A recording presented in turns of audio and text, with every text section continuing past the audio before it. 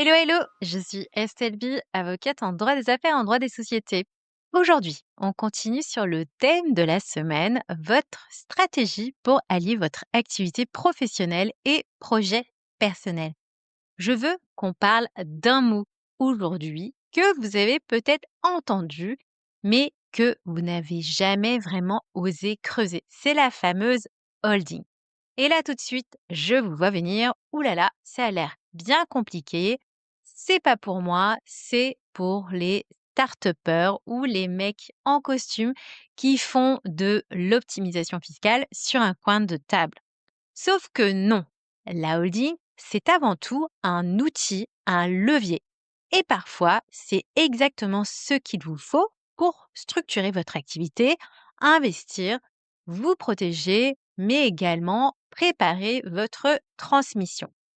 Alors, je vais être cash sur cette question de holding. Le problème, ce n'est pas que vous ne comprenez rien. Le problème, c'est qu'on ne vous a jamais expliqué ou mal expliqué.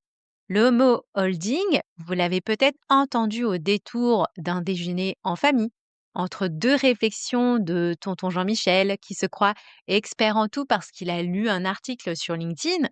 Mais vous avez une boîte, vous générez du cash, vous vous demandez justement ce que vous pourrez en faire.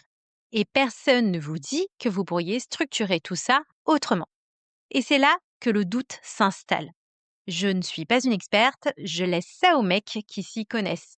Et oui, malheureusement, on a beau être une féministe comme il faudrait, déconstruite, mais régulièrement, j'entends plein de femmes me dire aussi qu'elles ont l'impression que ces histoires de holding ne sont pas faites pour elles.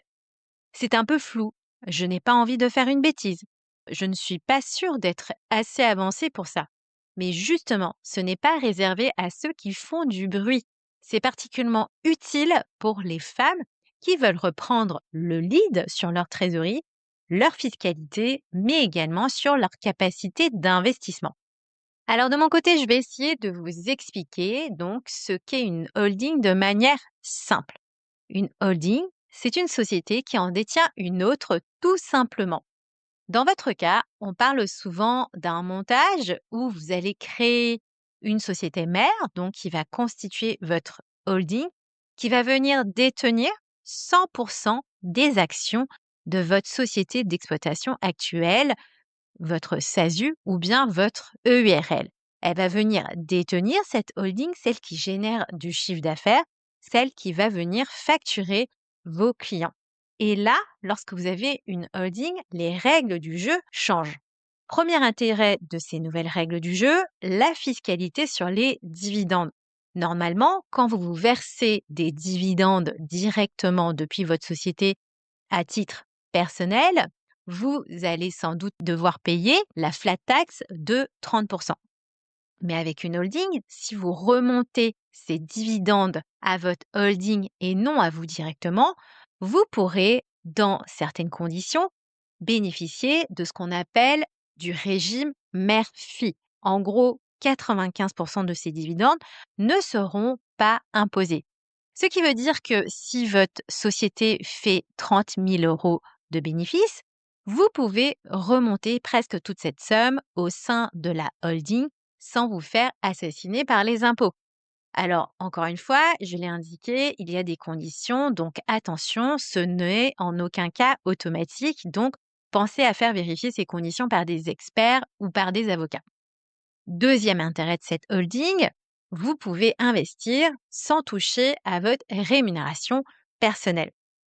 Une fois que le cash est dans la holding, si vous m'avez bien suivi, vous avez réussi à remonter ces dividendes dans la holding, vous pouvez utiliser typiquement cette holding pour créer des parts de SCI ou acheter des parts de SCI, par exemple, pour vos bureaux ou encore un projet immobilier. Vous pouvez créer une autre activité parce que quelquefois, on a aussi d'autres envies. Participer à une levée de fonds, qui est une manière comme une autre aussi en tant qu'investisseur de soutenir d'autres business ou même d'investir dans des produits financiers selon les différentes règles applicables. Donc, en clair, vous faites bosser votre boîte pour vos projets annexes sans que vous ne preniez quoi que ce soit au niveau de la rémunération personnelle. sans vous faire taxer personnellement au niveau de l'impôt sur le revenu. Donc, et ça, en réalité, c'est un des critères qui fait que souvent on va hésiter à se payer plus. Sauf que, en général, pour pouvoir faire d'autres projets, il faudrait que vous puissiez vous rémunérer davantage. La holding est donc un moyen efficace, si vous voulez, de ne pas vous taxer personnellement tout en pouvant continuer à faire des projets sur le plan professionnel. Et ce, de manière efficace, sans mélanger tout. Troisième intérêt dont je voulais vous parler, c'est le fait de pouvoir anticiper la suite avec une holding.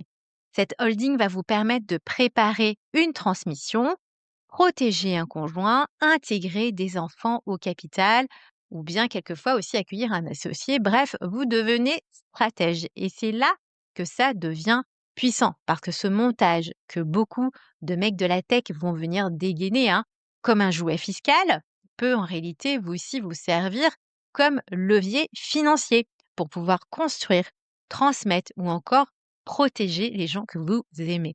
Vous n'avez pas besoin d'un BP à 10 millions pour que ce soit pertinent. Vous avez juste besoin de trésorerie et vous en avez. Et surtout, la volonté d'aligner vos choix juridiques avec vos ambitions et vos projets futurs. Alors, si vous hésitez encore, et je vous comprends parce que souvent c'est compliqué, surtout lorsqu'on parle d'investissement. En fait, je remarque que vous êtes aussi nombreuses, en fait, à vous dire, à vous sentir incompétentes sur ces questions d'investissement. Parce que le sujet, c'est qu'on nous a appris en tant que femmes que les questions d'investissement, c'était surtout un sujet masculin.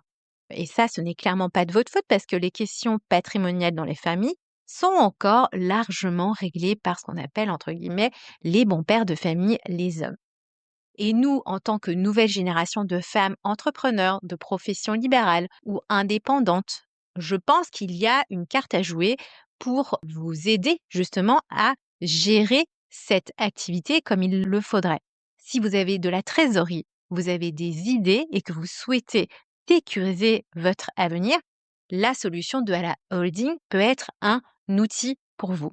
Alors si vous vous reconnaissez dans l'une de ces phrases, ma boîte tourne, je ne sais pas quoi faire de mon cash, je veux investir, mais j'ai peur de faire une connerie, je veux anticiper la suite, mais je ne sais pas comment structurer, c'est peut-être le moment de vous poser la question sérieusement concernant la holding. Donc, retenez surtout que la holding, ce n'est pas un club réservé aux experts, c'est un levier, un outil qui vous permet de faire des bons choix stratégiques. Un moyen de transformer votre boîte en véhicule patrimonial. Et si vous vous demandez si c'est fait pour vous, la réponse ne sera pas sur Google ou encore sur ChatGPT. C'est en analysant votre structure, vos projets, votre rythme de rémunération qu'on pourra déterminer s'il y a un intérêt ou non à se créer une holding. Et ça, de mon côté, je peux vous y aider. Demain, on parlera immobilier parce que justement, avec la trésorerie de votre entreprise, ça pourrait être intéressant d'acquérir des bureaux, par exemple, non. Et ensemble, on va faire le tri de est-ce que ça serait judicieux ou non d'en acheter via votre activité professionnelle. Je vous dis donc à toutes, à demain.